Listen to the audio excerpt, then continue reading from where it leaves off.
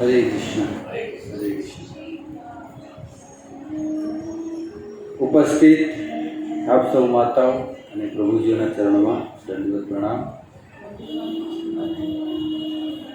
આજે પરમ પવિત્ર દિવસ છે, ભાદ્ર પૂર્ણિમા, અને આજથી શું પ્રારંભ થાય છે? શ્રાદ્ધ પક્ષ. શ્રાદ્ધ પક્ષ આજથી શરૂઆત થયું. 16 શ્રાદ્ધ. અને ભાગવત મહાત્મય પણ જાણવું હોય તો આજથી ભાગવતની કેટલી મહિમા છે એનું આ સંસારમાં ભક્ત લોકો એના ગુણગાન ગાય છે કે વાસ્તવમાં ભાગવતની અંદર કેટલા ગુણ છે, એની કોઈ સંખ્યા નથી કે આટલા ગુણ છે. ભાગવત એક ભંડાર કહેવાય. કહે છે કે માત્ર જો આ જીવન કોઈ ભાગવતનો એક શ્લોક પણ જો કોઈને યાદ રહી ગયો હોય અને એનું જ રટન કરતા રહે આખું જીવન, તો પણ એનો ઉદ્ધાર થશે. માત્ર એક શ્લોક. આચાર્ય તો ત્યાં સુધી કહે છે કે શ્લોક પણ નહીં, માત્ર ભાગવતનો એક શબ્દ પણ જો યાદ રહી ગયો હોય ને તો પણ ભગવત ધામ પહોંચી જાય છે. આ છે ભાગવતની મહિમા ભક્તો. અને આપણે એ જ ભાગવતના સાનિધ્યમાં રહી અને આપણે શ્રવણ કરીએ છીએ. આપણને એમ લાગે છે કે આપણે જે ભાગવત શ્રવણ કરીએ છીએ, નિત્યમ ભાગવત સેવયા, રોજ સવારે એક શ્લોક તો વાંચવો જોઈએ ભાગવતનો. એને કહેવાય નિત્યમ ભાગવત સેવયા.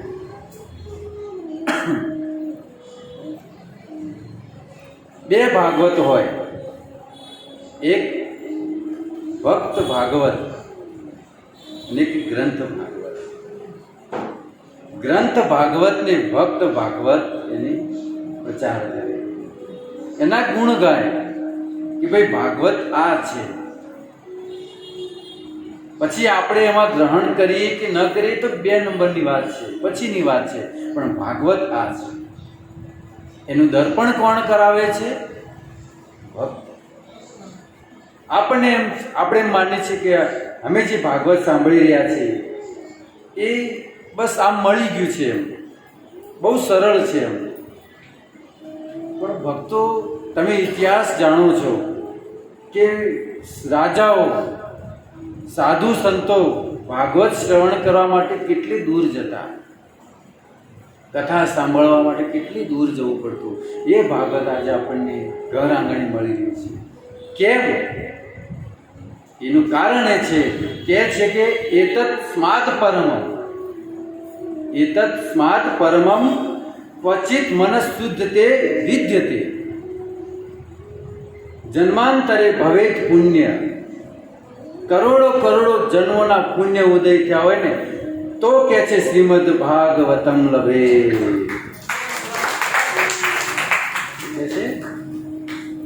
જન્માંતરે એટલે કરોડ નહીં, કરોડો કે છે. કરોડો જન્મોના પુણ્ય ઉદય થયા હોય ને ત્યારે આપણને ભાગવત પ્રાપ્ત. એટલે આપણે અત્યારે ભાગવત કથામાં આવીને બેસીએ છીએ અહીંયા કે મંદિરમાં, તો એમ ન સમજવાનું કે મને મળી ગયું છે, એમને જ મળી ગયું છે. પણ કરોડો જન્મોના પુણ્ય ઉદય થયા છે ને સાહેબ, એટલે આપણે અહીંયા બેસી શકીએ છીએ. નહીં તો કથા પ્રારંભ થાય ને ઘણા ઉઠી નીકળી જાય, કેમ કે પુણ્ય એમના નથી સાહેબ, એટલે એમને મળે નહીં. આપણે ભાગ્યશાળી છીએ.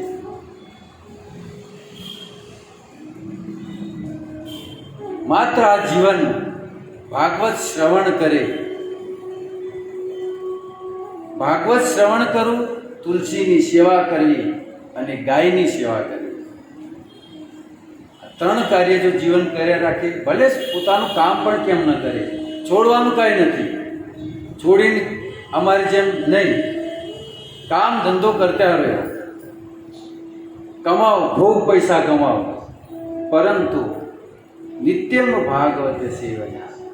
ભાગવત શ્રવણ કરો, ભાગવત સાંભળો, ભાગવતનો એક શ્લોક વાંચો, ભક્તો પાસે જઈને ભાગવત શ્રવણ કરો.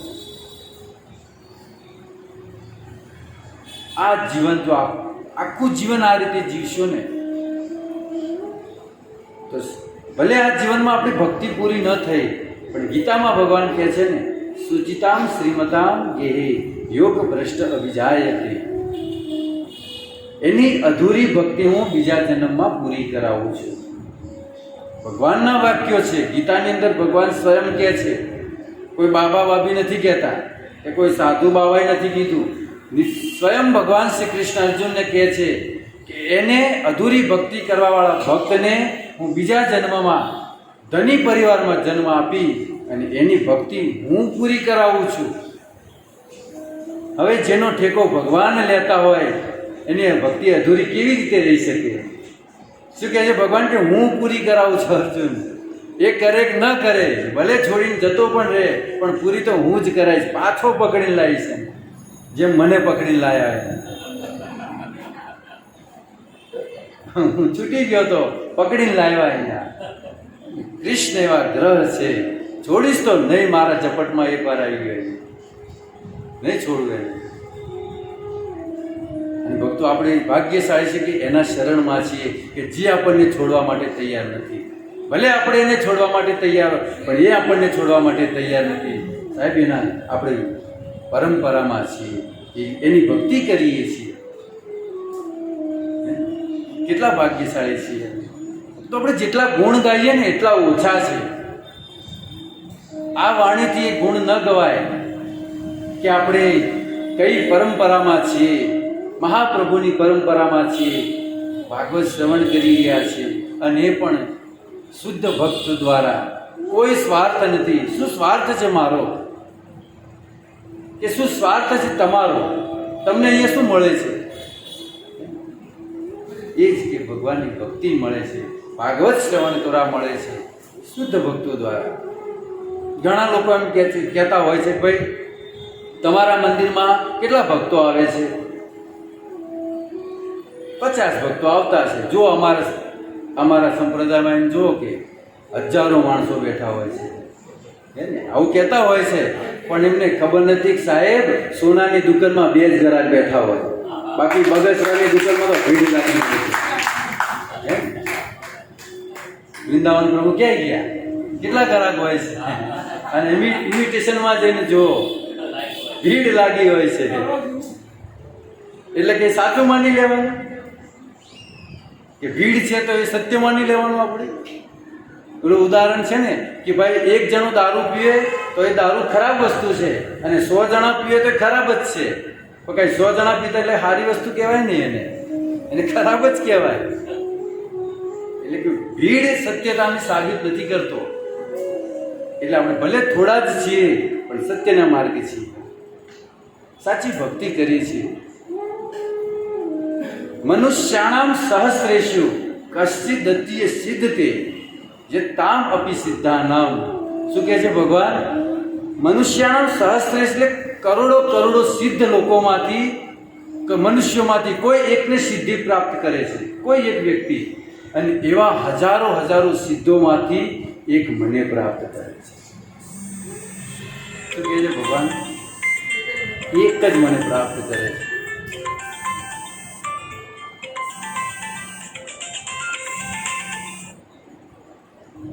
એટલે નિત્યમ ભાગવત તસેવયા, ભાગવતની રોજ શ્રવણ કરવું જોઈએ, અધ્યયન કરવું જોઈએ. અહીંયા ઘણા ભક્તો કરે છે, એક ગ્રંથ પૂરો થાય એટલે બીજા ઘરે જાય છે, બરાબરથી અધ્યયન કરે છે. બહુ સરસ, સારી વસ્તુ છે, કરવું જોઈએ, અધ્યયન કરવું જોઈએ. અમે તો કલાક બોલશું, પણ એ ભાગવત તમારા ઘરે છે ને, તો જ્યારે તમારી ઈચ્છા છે ત્યારે ખોલીને એનું અધ્યયન કરો. ભાગવત એક ભગવાન છે. સ્વયં ભાગવતની અંદર ભગવાન બિરાજમાન થયેલા છે. એક સામાન્ય ગ્રંથ નથી. ઉદ્ધવજીને કીધું હતું કે પ્રભુ હવે તમે જાઓ છો સંસાર છોડીને, તો હવે તમારા વગર શું કરશે આ સંસાર? કેવી રીતે લોકો ઉદ્ધાર કરશે? ત્યારે ભગવાન સ્વયં એ ભાગવતમાં લીન થઈ ગયા. સ્વયં ભગવાન શ્રી કૃષ્ણ, એક ગિરિરાજજી એ પણ સ્વયં ભગવાન છે, જે ભોગ ગ્રહણ કર્યા એક ભાગવત ભગવાન છે. તો એવા ભાગવતના શરણમાં આપણે છીએ. કહે છે કે માત્ર જો ભાગવત શ્રવણ કરે, આપણે અહીંયા ત્યાં અટક્યા રાખે, માત્ર જો ભાગવત શ્રવણ કરે ને તો પણ ભગવત ધામ જઈ શકે છે. એનું ઉદાહરણ આપણા સામે છે પરીક્ષિત મહારાજનું. કેટલા દિવસ અધ્યયન કર્યું, શ્રવણ કર્યું? 7 દિવસ જ કર્યું. પણ એ 7 દિવસ કેવા હતા એ પરીક્ષિત જાણે છે. શું કહે છે પરીક્ષિત મહારાજ? હવે મને પાણી પણ, ભૂખ પણ નથી, મને તરસ પણ નથી. આ જ્યારે લાલસા આવશે ને ત્યારે સમજજો કે હવે ભગવાન આપણાથી દૂર નથી. હવે મને ભૂખ નથી લાગતી. અને અહીંયા તો જેટલા ભક્તો છે બધા એવા જ છે. કથા પૂરી ન થાય ત્યાં સુધી તો કોઈ હલતા પણ નથી. એટલે રવિવારની કથામાં મેં કીધું હતું કે જ્યાંથી આપણે માળા પકડી છે ત્યાંથી ભગવાને નક્કી કરી દીધું છે કે તું આ સમય મારા ધામમાં આવીશ. એટલા માટે નિત્યમ ભાગવત સેવયા, કાયમી આપણે ભગવત વાંચવું જોઈએ, શ્રવણ કરવું જોઈએ, ગીતાનો એક શ્લોક વાંચવું જોઈએ, ભાગવત વાંચવું જોઈએ. અને ભાગવતના આટલા ગુણ છે, આટલી મહિમા છે, એ બ્રહ્માજીને ખબર પડી કે માત્ર 7 દિવસ કથા સાંભળી પરીક્ષિતે અને ભગવત ધામ ગયા કે એમને પરીક્ષા લેવાની ઈચ્છા થઈ કે હું પરીક્ષા લઉં. તમે કથાથી પરિચિત છો કે એમને ઈચ્છા થઈ કે હું પરીક્ષા લઉં કે શું આ વાત સત્ય છે. તો બ્રહ્માજીએ શું કર્યું? સત્ય લોકે તુલા બાંધવા. સત્ય લોક એટલે બ્રહ્માજીના લોકને સત્ય લોક કહેવામાં આવે છે. સત્ય લોકે તુલા બાંધવા એટલે ત્રાજવું બાંધ્યું સત્ય લોકની અંદર. અતોલયત સાધનો જ્ઞજ. શું કર્યું? ત્રાજવું બાંધ્યું અને એક બાજુ ભાગવત શ્રવણ કરવાનું ફળ રાખ્યું અને બીજી બાજુ તપસ્યાનું ફળ રાખ્યું.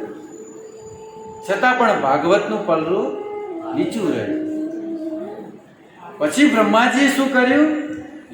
યજ્ઞ, જે અશ્વમેઘ યજ્ઞ કહેવાય, એ અશ્વમેઘ યજ્ઞનું ફળ રાખ્યું. તપસ્યાનું ફળ લઈ લીધું અને યજ્ઞનું ફળ રાખ્યું. છતાં પણ ભાગવતનું ફળનું નીચે રહ્યું.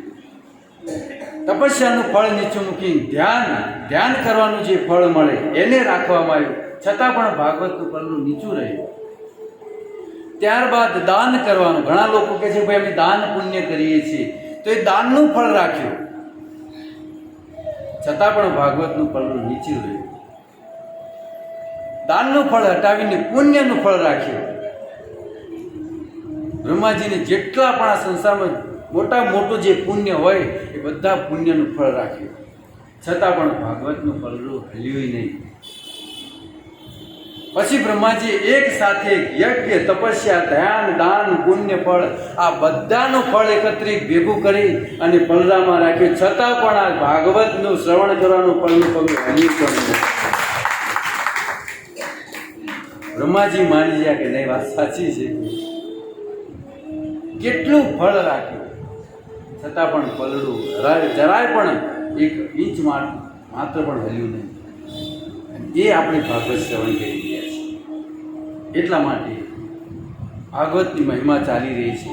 દરેક જણે ભાગવત શ્રવણ કરવું જોઈએ. જ્યાં લાભ મળે ત્યાં ઘરે વાંચવું જોઈએ. તો હવે આપણે પ્રવેશ કરીએ આપણી કથામાં.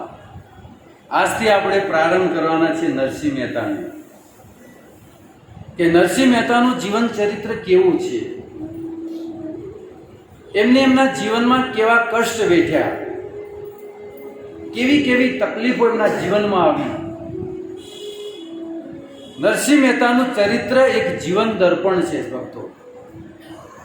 આપણે જોઈ શકીએ કે આમાં હું ક્યાં છું. શું નરસિંહ મહેતા જેટલી તકલીફ મારા જીવનમાં આવી છે? એમને પોતાનો દીકરો ખોયો, પોતાની પત્ની ખોઈ. શું આવું જ મારા જીવનમાં થયું છે? છતાં પણ એ ભક્તિમાં જરા પણ ડગ્યા નથી. અને હું વારંવાર નાના નાના કષ્ટોમાં, નાની નાની તકલીફમાં હું ભક્તિમાં ડગી કેમ જાઉં છું? એ નરસિંહ મહેતાના ચરિત્ર પરથી આપણે શીખવાનું છે. એક પછી એક ચરિત્ર તમે જોશો, આંખમાંથી આંસુ આવી જશે. અને બે સોમવાર પછી તો તમારે બધાને રૂમાલ લઈને આવવું પડશે. એ છે નરસિંહ મહેતાનું ચરિત્ર. એક શબ્દે તમને આંખમાંથી આંસુ આવે. આવું જીવન છે નરસિંહ મહેતા. કેટલું દુઃખ, અને છતાં પણ આટલું કષ્ટ આવવા છતાં પણ કહે છે કે પુત્રનું મૃત્યુ થયું તો નરસિંહ મહેતા એમ કહે છે કે ભાગી જંજાળ. બધું હૃદય કાંપી જાય આપણું પુત્રનું મૃત્યુ થયું છે, આપણા પુત્રનું શબ સામે પડ્યું છે, અને જો એમ ભક્ત કહેતો હોય કે ભાગી જંજાળ હવે હેતી બચશે હરી. કેમ થાય? બીમારી આવી જાય તો માળા ખબર નહીં, સાજા થઈ ત્યારે ગોતવી પડે કે માળા ક્યાં હતી. માળા હાથમાં ના આવે 3-4 દિવસમાં. નરસિંહ મહેતા ભક્તિ નથી. બહુ અદ્ભુત ચરિત્ર છે નરસિંહ મહેતાનું. આપણા સનાતન ધર્મની અંદર ઘણા બધા શાસ્ત્રો છે, જેમ કે રામનું ચરિત્ર આપણે શ્રવણ કરવું હોય તો રામાયણ છે, રામચરિત માનસ છે. કૃષ્ણનું ચરિત્ર આપણે જો શ્રવણ કરવું હોય તો શ્રીમદ ભાગવતમ છે. શિવ કથા શ્રવણ કરવી હોય, ભગવાન શિવનું જો ચરિત્ર આપણે શ્રવણ કરવું હોય તો શિવ પુરાણ છે. દરેક શાસ્ત્ર ઉપલબ્ધ છે. ભક્તો એવી જ રીતે જો આપણે કોઈ ભક્તોનું ચરિત્ર જો શ્રવણ કરવું હોય તો શિવનું ભક્તમાળ છે. ભક્તમાળ નામ સાંભળ્યું છે તેનું. ભક્તમાળ ગ્રંથ છે, એમાં દરેક ભક્તોનું જીવન ચરિત્રનું વર્ણન કર્યું છે. એક ભક્તોએ ભગવાનને કેવી રીતે પ્રાપ્ત કર્યા. ભક્તમાલ ગ્રંથની રચના 1987 એ સાલની અંદર આની રચના થઈ. આને લખ્યો કોને? કોઈ જાણે છે? ભક્તમાલ કોને લખ્યો? નાભા ગોસ્વામી. આ દરેક નામ યાદ રાખવા જોઈએ. નાભા ગોસ્વામી એમને આ ગ્રંથની રચના વિક્રમ સંવંત 1599 કરી. એટલે ઘણો આજથી કેટલા વર્ષ થયા? 2021 ચાલે છે. 1599 500 વર્ષ થયા. ગ્રંથમાળની રચના એમની કરી. 500 વર્ષ થયા છે.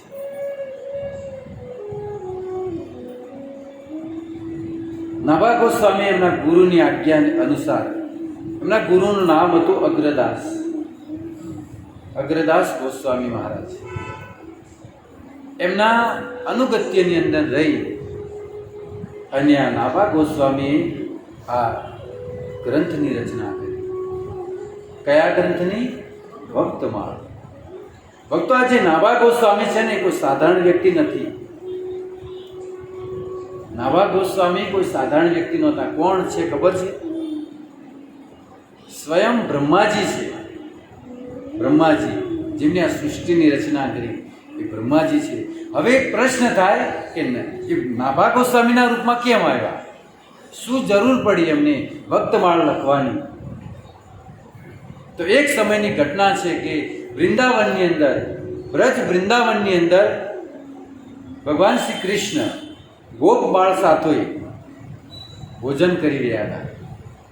લીલા જાણો છો બધા, એકબીજાનું જૂઠન. ભગવાન ગોપ બાળોનું જૂઠન ખાય છે અને ગોપ બાળો ભગવાનનું જૂઠન. જે વસ્તુ લાવ્યા હતા એ હાથમાં લઈ અને કૃષ્ણને ખવડાવે છે, અને એ હાથે પછી પોતે ખાય છે. વળી પાછું લઈને એમને ખવડાવે છે. હવે આ લીલા બ્રહ્માજી જોઈ રહ્યા છે. બ્રહ્માજીને થયું કે આ કેવી રીતે બ્રહ્મ હોઈ શકે? બ્રહ્માજીને બ્રહ્મમાં બ્રહ્મ થયો. બ્રહ્માજીને કેટલા માથા? બ્રહ્માજીને 4 માથા છે. હવે 4 માથા વાળો માણસ જો ભ્રમિત થતો હોય તો આપણે એક માથું છે ને એ અલ્પ બુદ્ધિ વાળું, તો પછી ભ્રમિત થઈએ એમાં કાંઈ નવાઈ નથી. બ્રહ્માજી જો સ્વયં ભ્રમિત થતા હોય બ્રહ્મને જોઈ કે આ કેવી રીતે ભગવાન હોય છે કે જૂઠાણ ખાય? ભગવાન થોડી કોઈનું જૂઠાણ ખાય? કારણ કે ભક્તોનો ભાવ એ જાણતા નથી. એમનો તો એમ જ છે કે હું લાખો વર્ષ સુધી તપસ્યા કરી ત્યારે મને ભગવાનના દર્શન થયા, અને આ ભગવાન એમની સાથે જૂઠાણ ખાય છે. કોઈ વસ્તુ તમે બહુ મહેનત કરી અને મેળવી હોય અને એ જ વસ્તુ કોઈને આમ સામાન્ય રીતે મળી જાય તો આપણને આશ્ચર્ય થાય કે આ વસ્તુ માટે મેં આટલી બધી મહેનત કરીને આને આમને મળી ગઈ. એટલે એમને આશ્ચર્ય થયું, ભ્રમિત થઈ ગયા. વિચાર કર્યો કે હું હવે પરીક્ષા તો લેવી જ પડે તો જ પાકું થાય. બ્રહ્માજીને પરીક્ષા લીધી, ગોપબાળોને અને ગાયોને લઈને બ્રહ્મલોક જતા રહ્યા. અને ભગવાનને ખબર પડી કે આ કાર્ય કોનું છે? મારા દીકરાનું કામ છે. આ એના દીકરા છે ને નાભીમાંથી વિષ્ણુ, અમારા છોકરાનું કામ છે અને આમે અવળિત્રો છે. કાંઈ વાંધો નહીં, ભલે. ભગવાને દરેક ગોપબાળનું રૂપ લીધું, વાછરડાનું રૂપ લીધું અને નિત્ય લીલા ચાલી રહી છે. બ્રહ્માજી જઈને પાછા આવ્યામાં 1 વર્ષ થઈ ગયું. બ્રહ્માજીની ગતિ કેટલી, અને સત્યલોકમાં જઈને પાછા એટલામાં વર્ષો વીતી ગયા. અને અહીંયા આવીને જોયું તો એ જ લીલા ચાલુ છે. એમને વિચાર આવ્યો કે લાય જઈને જોવા તો દે. હું આ બધાને ખટારો ભરી લઈને આવી ગયો છું ઉપર, હવે ત્યાં શું ચાલે છે જોવા તો દે. આવ્યા વ્રજમાં આવીને જોયું તો એ જ લીલા ચાલુ છે. કાંઈ ફરક પડ્યો નથી. ફરી પાછા બ્રહ્મલોકમાં ગયા. બ્રહ્મલોકમાં જઈને ફરી પાછા, એટલે ફરી 1 વર્ષ થઈ ગયું. 1 વર્ષ થઈ જાય બ્રહ્માજીને, આપણને તો ઘણા વર્ષો વીતી જાય. આપણને તો અંબાજી ચાલતા જવું 2 દિવસ થઈ જાય, 50 કિલોમીટર. બ્રહ્મલોક તો કેટલું દૂર છે. તો બ્રહ્માજી આને જોયું કે નહીં, છે તો ભગવાન. શરણમાં પડી ગયા ભગવાનના. પ્રભુ મને ક્ષમા કરો. હું પછી શું કે ખબર છે, માણસને ભૂલ થાય, હું નાદાન છું, હું ન સમજી શક્યો, હું તમારી માયામાં ભ્રમિત થઈ ગયો. લે, દોષ કોને આપે? ભગવાનને આપે. તમારી માયામાં હું ભ્રમિત થઈ ગયો, બાકી હું થાત નહીં. તમારી માયા એટલી પ્રબળ છે. ભગવાન સમજે છે બધું. હા, સાચું. ભલે જે પણ હોય, પણ આવ્યો છે મારી શરણમાં, કાંઈ વાંધો નહીં. પણ ભગવાન એટલા પ્રસન્ન ન થયા. ભગવાન પ્રસન્ન ન થયા. બ્રહ્માજીએ માફી માગી, 4 માથાથી ગુલેમટા માર્યા, અલગ અલગ માથા હતી, પણ ભગવાન પ્રસન્ન થયા નહીં. આમ ઠીક છે. બ્રહ્માજીને હૃદયથી દુઃખ થયું, પ્રભુ પ્રસન્ન નથી. પ્રભુ તમે કેમ પ્રસન્ન નથી? ભગવાન કહે છે કે તમે જો મારો અપરાધ કર્યો હોત તો હું એકવાર ક્ષમા કરી દઈશ, પણ તમે મારા ભક્તોનો અપરાધ કર્યો છે. અપરાધ શું છે? કે તમે મારા ભક્તોને મારાથી દૂર કર્યા છે. આ સૌથી મોટો અપરાધ છે. ભક્તોને ભગવાનથી દૂર કરવા એનાથી મોટો કોઈ અપરાધ નથી. ભક્તોને ભગવાનથી ભ્રમિત કરી અને ભક્તિથી દૂર કરવા, ભગવાનથી દૂર કરવા, એ સૌથી મોટો અપરાધ છે. બ્રહ્માજી કહે છે કે હવે હું આ અપરાધથી કેવી રીતે બચીશ? કોઈ ઉપાય બતાવો પ્રભુ મને, જેથી હું અપરાધથી છૂટવું તો પડશે જ ને. કારણ કે ભક્તોનો અપરાધ છે. તમે જો ક્ષમા ન કરો ત્યાં સુધી હું ચેન મને ન પડે. ભગવાન કહે છે કે તમે મારા ભક્તોનો અપરાધ કર્યો છે, હવે હું તો ક્ષમા ન કરી શકું, ક્ષમા મારા ભક્તો કરે. તો પ્રભુ હવે શું કરું કયો? પછી ભગવાન કહે છે કે બ્રહ્માજી, તમારે કળિયુગની અંદર અવતાર લેવો પડશે. કળિયુગની અંદર તમારે અવતાર લેવો પડશે, અને 1 અવતાર નહીં, 2 અવતાર લેવા પડશે. 1 અવતારથી મારા ભક્તોના ગુણ ગાવા પડશે તમારે, અને બીજા અવતારથી મારું નામ લેવું પડશે, મારા નામનો પ્રચાર. એટલે બ્રહ્માજીના કળિયુગની અંદર 2 અવતાર થયા. એક અવતાર હરિદાસ ઠાકુરના રૂપમાં. તમે સાંભળી છે કથા હરિદાસ ઠાકુર. એ હરિદાસ ઠાકુર કોઈ સાધારણ વ્યક્તિ નથી, એ સ્વયં બ્રહ્માજી છે. ખબર હતી આ વાત? સ્વયં બ્રહ્માજી છે હરિદાસ ઠાકુર. અને બીજો અવતાર લીધો નાભા ગોસ્વામીના રૂપમાં. હરિદાસ ઠાકુરના રૂપમાં એમને 3.25 લાખ 3.5 લાખ નામનો જપ કર્યો દિવસે, રોજ એટલું નામ જપ કર્યો. અને નાભા ગોસ્વામીના રૂપમાં એમને ગ્રંથમાળ, આ ભક્ત માળ લખ્યો, ભક્તોનું ચરિત્ર લખ્યું, એમને ભક્તોના ગુણ ગાયા. ભગવાન કહે છે કે ભક્તોનો અપરાધ કર્યો છે ને, ભક્તોનો ગુણ તમારે ગાવા પડશે, તો જ તમે છૂટી શકશો અપરાધમાંથી, બાકી કોઈ ઉપાય નથી. નાભા ગોસ્વામીના રૂપમાં અહીંયા પ્રગટ થયા, અવતાર લીધો. અને એમને એમના ગુરુજીના સાનિધ્યમાં રહી ગુરુજીની બહુ સેવા કરી. એમને ગુરુજીનો પ્રેમ પ્રાપ્ત કર્યો. અને કહે છે કે કોઈ વ્યક્તિ જો સાચા હૃદયથી ગુરુની સેવા કરે તો ગુરુ એની હૃદય જ્ઞાન પ્રદાન કરે છે. હૃદય જ્ઞાનનો અર્થ થાય તમારે કાંઈ વાંચવું પડે નહીં, સીધું જ હૃદયમાંથી જ્ઞાન તમને કરી દે. અને એ જ્વલંત પ્રમાણ અમે જોયેલું છે વૃંદાવનની અંદર. અમારા મિત્ર છે મથુરા બિહારીદાસ, એમના સાથે એક છોકરો ભણતો. એ એક અષ્ટાધ્યાય કદાચ વાત કરી હતી કે નથી કરી. અષ્ટાધ્યાય ભણવા માટે હરિદ્વારમાં ગયા. એક વ્યાકરણ આવે સંસ્કૃત, એ બહુ હાર્ડ આવે છે, એના જલ્દી ગુરુજી મળે નહીં. તો અષ્ટાધ્યાય ભણવા માટે એ હરિદ્વારમાં ગયા. અને શિયાળાનો સમય, અને રોજ સવારે બ્રહ્મ મુહૂર્તમાં ઉઠી અને ઠંડુ પાણી, કેટલું ઠંડુ હોય ગંગાજીનું, આપણે ઉનાળામાં જઈએ તો એ ઠંડુ લાગે છે, તો એવા કડકડતી ઠંડીની અંદર સવારે તપસ્યા કરે, ઊભા રહે. અને જેવો દિવસ અજવાળું થાય એટલે અષ્ટાધ્યાયનો પાઠ કરે, એ મંત્રોનો અધ્યયન કરે. આ રોજ આ પ્રતિક્રિયા શરૂ. એકવાર એક સાધુ અમને રોજ જોઈ રહેલા કે છોકરો કરે છે શું, પણ એમને જોયું કે નહીં, આની કંઈક લાલસા છે, કંઈક પ્રાપ્ત કરવાની. આટલી ઉંમરમાં એ છોકરાને બોલાવ્યો કે તું શું જરૂર શું છે તારે, તો કેમ આટલી કઠોર તપસ્યા કરે છે? એટલે એને કીધું કે મારે અષ્ટાધ્યાય ભણવો છે. અને અત્યારે હજુ સુધી મને કોઈ ગુરુજી મળ્યા નથી કે હું રોજ પાઠ કરું છું ગંગાજીમાં આવીને. હવે ગુરુજીએ કીધું કે ચાલો મારી સાથે, હું તને ભણાવીશ. બંને જણ ચાલ્યા. એ છોકરાએ એમ કીધું કે અમે 3 દિવસની 3 રાત સુધી ચાલ્યા આગળ, કેદારનાથ, બદ્રીનાથ એ બાજુ હિમાલયની. હવે કે થોડો અમુક સમય પહોંચ્યો એટલે મને ઠંડી લાગવા માંડી, બરફ વિસ્તાર શરૂ થયો એટલે મને ઠંડી લાગવા લાગી. એટલે સાધુએ જોયું, સાધુ તો માત્ર એક કોપિંગમાં જ હતા, એમને ઠંડી નહોતી લાગતી, પણ કે મને ઠંડી લાગતી હતી. સાધુ પાછળ જોયું તો એમને જોયું કે આને ઠંડી લાગે છે, એટલે કંઈક જડીબુટ્ટી લાવ્યા અને આમ હાથમાં ચોળીને 2 ટીપા એના મોઢામાં પાડી દીધા. એટલે કે મને ઠંડી લાગતી બંધ થઈ ગઈ. કેવી જડીબુટ્ટીઓ છે આજે, સાધુ સંતો જાણે છે.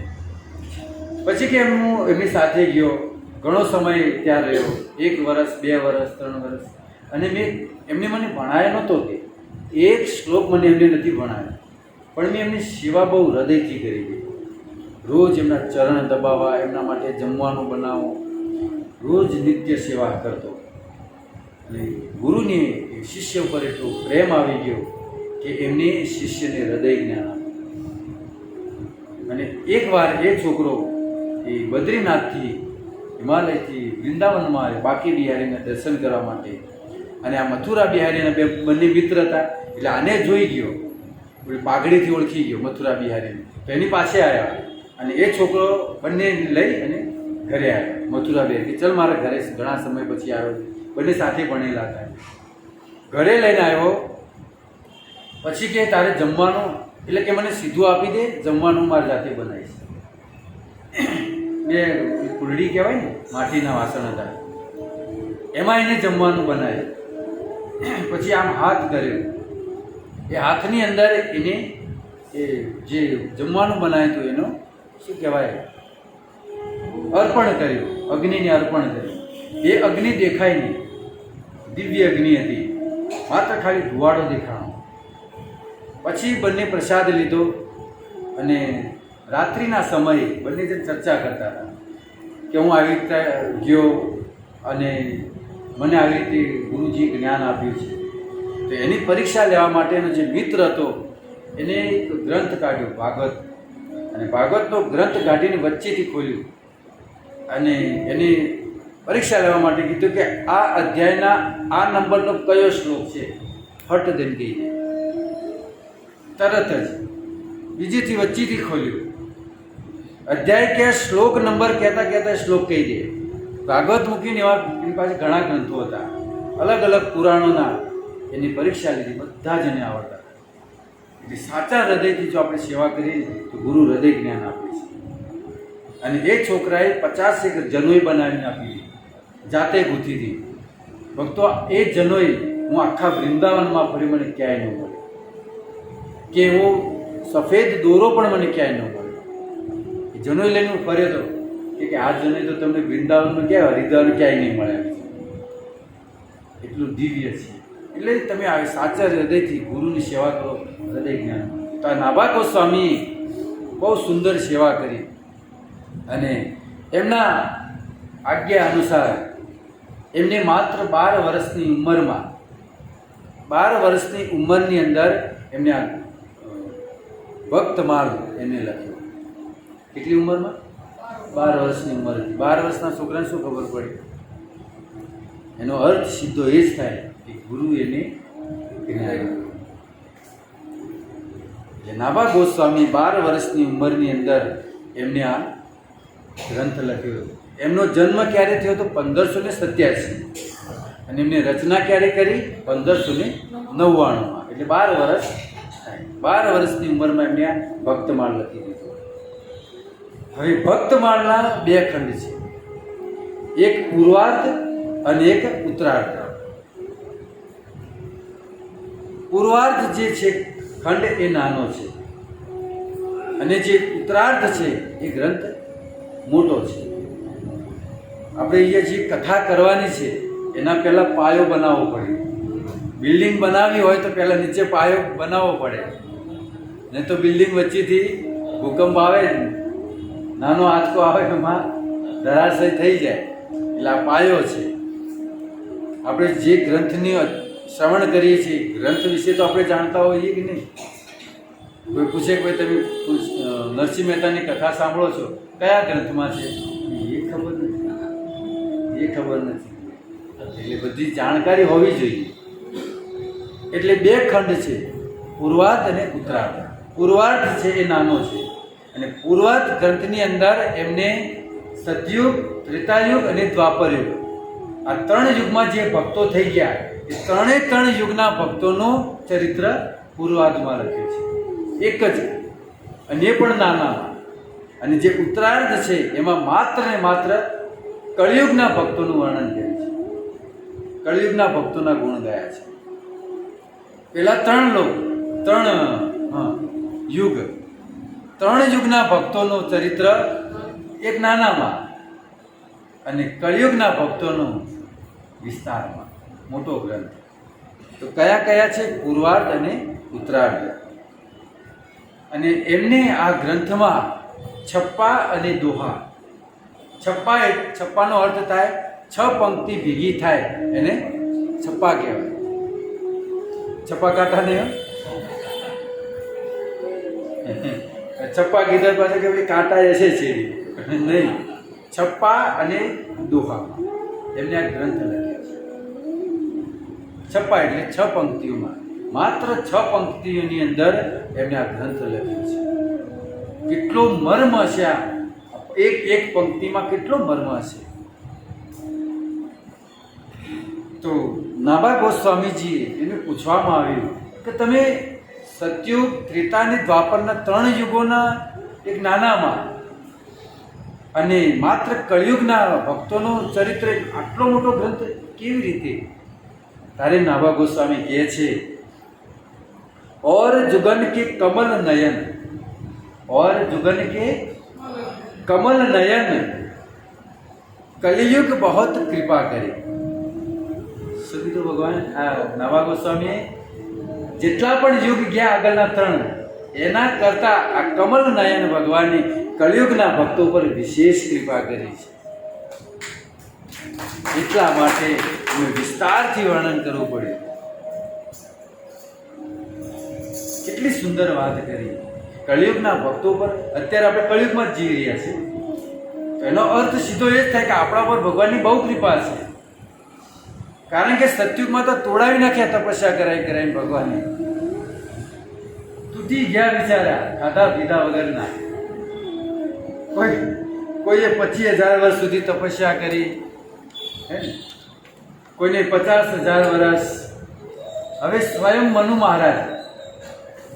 મહારાજે 28,000 વર્ષ તપસ્યા કરી ત્યારે ભગવાનને દર્શન આપ્યા. અને આપણા નરસિંહ મહેતા કેટલું વર્ષ જીવ્યા છે? એમાં તો 52 વાર તો નીચે ઉતારી દીધા. 52 વાર ઉતાર્યા, બોલો. એટલે 28,000 વર્ષમાં એક વાર દર્શન મળ્યા.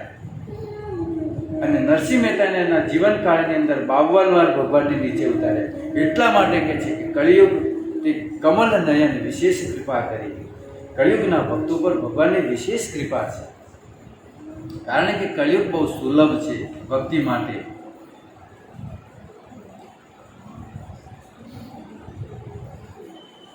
એટલા માટે કળિયુગના ભક્તો જે છે, આપણે કળિયુગની અંદર જે જીવી રહ્યા છે ને, આપણે અહીંયા આગળ વાત થઈ હતી, બહુ સૌભાગ્યશાળી છે કે આપણે આ કળિયુગમાં આવ્યા છીએ. ભગવાન ગયા હમણાં અને મહાપ્રભુ ગયા હમણાં. એટલે આ યુગની અંદર તો ભગવાનની વિશેષ કૃપા છે. કારણ કે વૃંદાવનની અંદર ચાલી ગયા છે ભગવાન, હજુ પણ ચરણની નિશાનીઓ છે, તો આપણે દર્શન કરી શકીએ. હવે નેક્સ્ટ જે કળિયુગ આવશે, કદાચ દર્શન મળે કે ન પણ મળે, એમને સૌભાગ્ય મળે કે ન મળે. એટલા માટે કળિયુગમાં ભગવાનની વિશેષ કૃપા છે. એક નાની કથા લઈ લઈએ કે ભગવાને કળિયુગમાં એવા ભક્તો થયા કે માત્ર 3 દિવસની તપસ્યામાં ભગવાને દર્શન આપ્યા. કળિયુગમાં એ નામદેવજી, નામ સાંભળ્યું છે? સંત નામદેવજી. એ નામદેવજી નાના હતા. નાના એટલે સમજણ એટલી બધી નહોતી પડતી, આપણે ધ્રુવ જેવડા. અને એમના નાનાજી વામદેવ, એમના નાના વામદેવ એમને કહીને ગયા કે નામદેવ, હું જાઉં છું બહાર, 2-4 દિવસ માટે હું બહાર જાઉં છું અને તારે ભગવાનને દૂધ પાવાનું છે. એટલું કહીને વામદેવ નીકળી ગયા. હવે નામદેવને તો એમ હશે કે નાનાજી કહીને ગયા છે કે દૂધ પાવાનું, એટલે ભગવાન પીતા હશે, હું જેને પાઈ દઈશ કટોરો કરી. નાના છોકરાને તો એમ જ છે કે ભાઈ તું બેટા તું પાજી આને, એટલે એનો તો એમ જ લાગે પીતા હશે, એટલે જ કીધું હોય ને. છોકરો આવું વિચાર કરે. હવે સાંજનો સમય, નામદેવજી કટોરો લઈ અને ભગવાનને દૂધ પાવા બેઠા. ભગવાનને દૂધ ન પીધું. બીજા દિવસે બેઠા, ભગવાનને દૂધ ન પીધું. નામદેવજી કે જો આવી રીતે થશે તો મારા નાના વામદેવ મારા પાસેથી સેવા લઈ લે છે, મને ક્યારે સેવા નહીં કરવા દે. ભગવાનને બિચારા વિનંતી કરે નાનું બાળક કે કેમ દૂધ નથી પીતા તમે એમ. અને 3 દિવસ સુધી ભગવાને દૂધ ન પીધું તો આ નામદેવે પણ કાંઈ ન ખાધું, એમને પણ પાણી કાંઈ નહીં. એમને કીધું જ્યાં સુધી તમે દૂધ નહીં પીવો ત્યાં સુધી હું પણ કાંઈ નહીં ખાઉં, કાંઈ નહીં પીવું. ભક્તો, 3જો દિવસ નામદેવજી હાથમાં દૂધનો કટોરો લઈ, એક હાથમાં દૂધનો કટોરો છે અને બીજા હાથમાં કટાર છે. કૃષ્ણ સામે બેસી ગયા, વિગ્રહની સામે. આજે જો દૂધ નહીં પીવો ને તો આ કટાર ફેરવી દેશે. સીધી ધમકી. આજે જો નહીં પીધો ને તો કટાર ફેરવી દઈશ અને હું અહીંયા મરી જઈશ. ભગવાન ન હલ્યા. જેવી કટાર એમને ગળા પર મૂકીને ફેરવવા જાય તરત જ ભગવાન પ્રગટ થઈ ગયા. એક હાથથી કટારવાળો હાથ પકડ્યો અને બીજા હાથમાંથી કટોરો ગડ ગડ ગડ ગડ દૂધ ભગવાન પી ગયા. 3 દિવસ એક કટારવાળો હાથ ભગવાને પકડી લીધો કે બેટા રૂકી જા, અને બીજા દૂધમાં એ જ હાથ એમના હાથમાં ન લીધો દૂધ મને આપ, એ નહીં હાથે એના જ હાથ પકડીને દૂધ ભગવાન પી ગયા. એનો અર્થ કે એના હાથે પીધો. 3 દિવસની તપસ્યામાં કેટલો છોકરો ના. આ વિશેષ કૃપા છે ભક્તો ભગવાન કળિયુગના ભક્તો ઉપર. એક વાર કરી જુઓ આપણે કેમ ભગવાન ન પીવે. પણ કંઈક ખોટ છે આપણા. બાકીની કથા હવે આપણે આવતા સોમવારે શરૂ કરીશું. જય શ્રી કૃપા. નરસિંહ મહેતા કી. કદાચ આવતા સોમવારે નરસિંહજીનું નામ આવે કે ન પણ આવે. આ કથા બહુ વિસ્તારથી થશે.